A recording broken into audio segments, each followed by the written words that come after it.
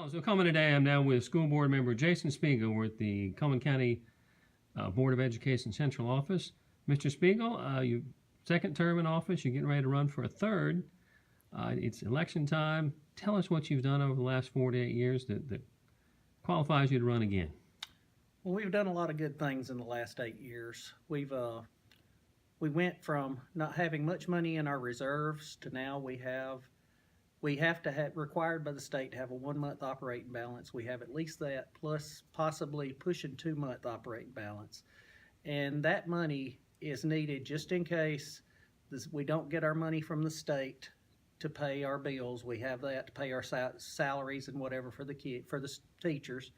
And also in case we had some major problem to happen with some maintenance issues or whatever, we had superintendent come in with this plan that he was wanting to enact that would help the kids, we would be able to have funding to help with that. That's what that money is for. Well, I remember talking to you somewhere in the past when you first went on the school board. You guys didn't have anywhere near 1 month reserve. On the first monthly meeting we had as a board member, we had a recommendation from the superintendent to take out a loan from the bank in order to be able to have that money in case we had a situation like I was talking about where we had to pay funds for the teachers because we didn't have the money coming from the state.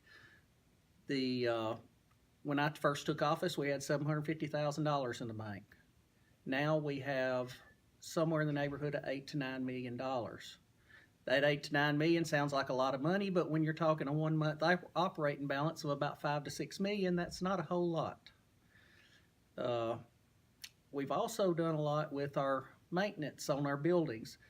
We have a capital plan which covers everything we need to do for our school system, and we probably have $50 million worth of stuff in there. A large portion of it is roofs, electrical, wiring, and stuff like that. We did something a few years ago. It's called QZAB funds. It's a federal loan that we can get from the government. It's a 0% interest loan. The banks work with us and get this money to where we can use it for. It's a 20-year loan. We use this for projects that goes on the capital plan. Like we have the Career Center needs a new roof. It's needed a new roof for 8 years. We finally got that QZAB funds, which covers probably $1 million to $2 million to do that roof. No student likes roofs leaking in on them when it rains.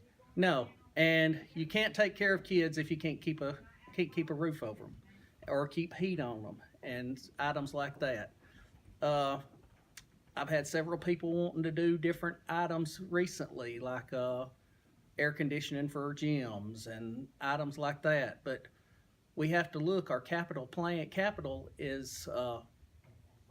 money is all going to these QZAB funds, past bonds on other items, and we really don't have a lot of money coming from the state, and we had that half-cent sales tax, which helped a little, but we don't have a lot of leftover money to use on them projects. You guys are just working on the fundamentals when it comes to infrastructure, right? You don't have much for the bells and whistles. No, you can't get the luxury items. We have to give what we have to have for the kids.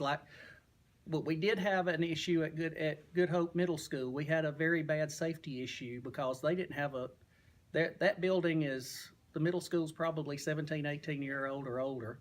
They didn't even have a paved parking lot. And they had ruts going from the middle school down to the high school gym. Kids were walking through there. There was no sidewalk. They were falling in the ditches. They were twisting ankles. And I worked with the superintendent to see if we could come up with the funds. We wound up, the school system had to pay for the funds. We couldn't get any grants or anything for it. But we got that done, and the kids are now safe being able to walk down to the gym. It's helped with the parking, with traffic issues there. We had major safety issues with traffic and kids through there. That's really helped with that. Makes sense. Well, let's switch gears. You've got a campaign season election coming up to get your third term. You do have opposition. I don't want to get into your secret campaigning, but what are you going to do to remind voters that you're out there and get the vote? We're going to do a lot of talking to people. We're going to go to a lot of meetings. Going to go to do a lot of a lot of signs, like the normal sign deal. Everybody gets a sign. I'm going to mainly go and talk to a lot of people and remind them that I am running for office, and tell them that the school system's in the best hands it's been in years, and I want to continue doing that. There's a lot of the things people don't realize is there is 4 people running for office this year on the school board. 3 of those have 8 years experience. That's the most on the board right now.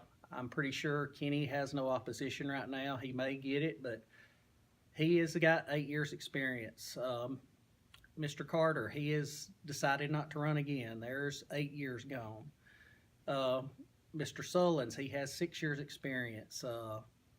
The 2 new ones with Holly Pond and Cold Springs, they barely have 2 years. Mr. Graves, he has 4 years right now under his belt. It's going to be a really young board, and that I want to keep it out there where we can keep the experience so the board can know the knowledge of what has happened over the last 8 years. Well, I've talked to all of you guys at length over the last few years. Regardless of who you are, how smart you are, there's a learning curve. This is a big budget and a complex system that you have to govern. There is, and you look at the Cullman County school system. This is basically the largest business in the city, in the Cullman County. It's bigger even than Cullman Regional Medical Center, if you can believe that. We have probably 1,400 employees.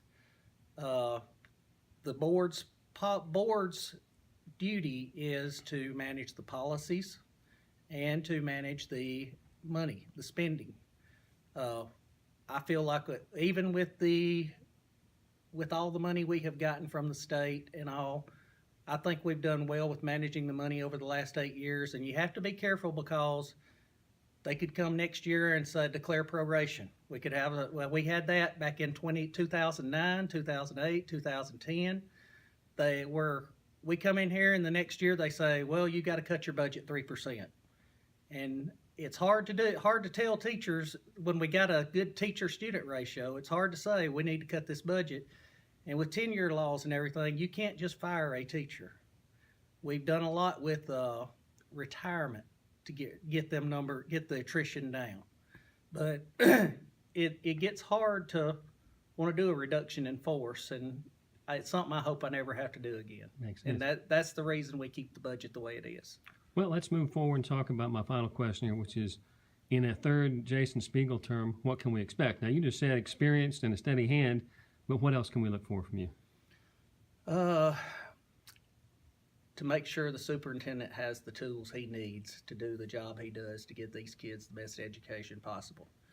We have to keep looking for new resources for funding. We have to make sure the board works as one, because we discussed earlier in a different subject on different things that the board works real well together. We all get along with each other. We joke and cut up with each other, but we all have the focus of when we get together as 7 members to come together to work with these kids, we do what's best for the children of this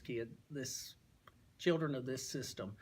I've always joked before, when I took office 8 years ago, I had 2 kids in the system. Now I have 9,600 kids in the system. I have to make sure for the best for all of them, not just you don't want to say just good, not just Good Hope, but we have to look for all of them. I want to make sure all of I have a favoritism with Good Hope schools. I want to make sure Good Hope Primary, Good Hope Elementary, Good Hope Middle, and Good Hope High School are the best schools in my county.